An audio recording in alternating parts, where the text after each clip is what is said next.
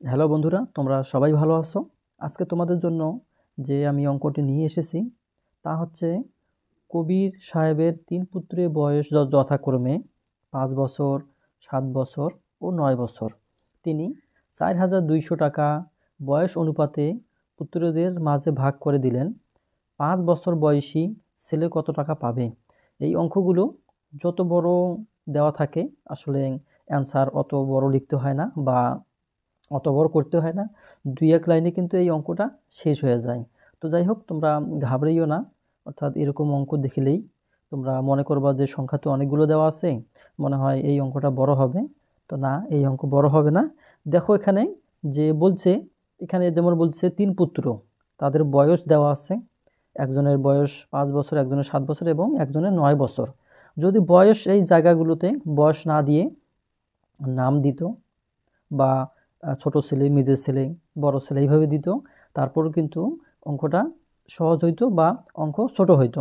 তো যাই হোক, এখানে বয়সগুলো দেওয়া আছে। এই বয়স অনুপাতে তার এই ৪২০০ টাকা বা যে কোনো পরিমাণ যে টাকা সমানভাবে ভাগ করে দিবে, বয়স অনুপাতে ভাগ করে দিবে। অর্থাৎ যে ছোট কম পাবে, বেশি বড় বেশি, মানে বড় যে বেশি পাবে এবং সবচেয়ে বড় আরেকটু বেশি পাবে।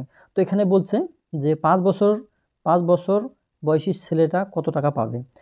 এটা যদি ৭ বছর, ৯ বছর এবং নাম দিয়ে বলা থাকে তাহলে কিন্তু একই নিয়মে করতে হবে। টাকা কম বেশি হবে বড় ছেলে, ছোট ছেলে, মেজর ছেলের জন্য। তো যাই হোক, আমরা এখন এই অঙ্কটা আমরা শুরু করব। তো আমরা লিখি যে টাকাগুলো ভাগ করে দিলেন। এই যে টাকাগুলো ভাগ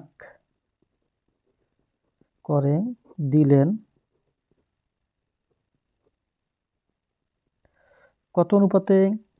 ৫ অনুপাত ৭ অনুপাত ৯। আমরা লিখে ফেলেছি এত অনুপাতে।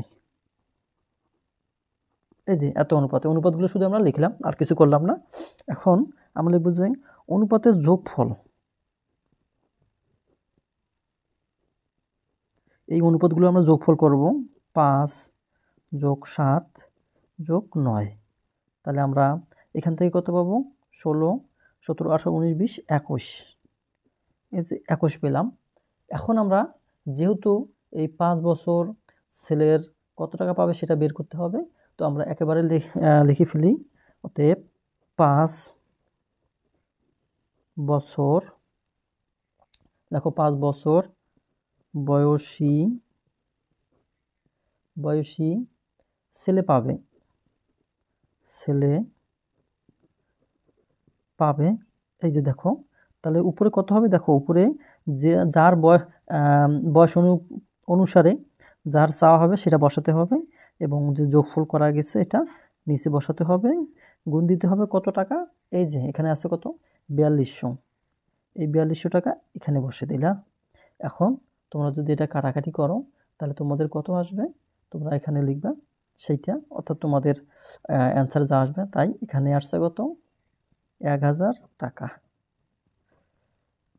এটাই হচ্ছে অ্যান্সার। তো যাই হোক, তোমরা এক লাইনেও করতে পারবা, তোমরা করবা। এক লাইনে যদি করো তাহলে ৫ বছর, তাহলে এইভাবে তোমরা করবা। উপরে কত? ৫, এই যে ৫ বসাবা আর নিচে হচ্ছে ৫ যোগ ৭ যোগ হচ্ছে ৯ গুণন হচ্ছে ৪২০০। তাহলে এখান থেকে তোমরা ১,০০০ টাকা বের করতে পারবা। তো যাই হোক, তোমাদের অঙ্ক আজকের মতো এখানে শেষ। তোমরা ভালো থেকো, সুস্থ থেকো। আল্লাহ হাফেজ।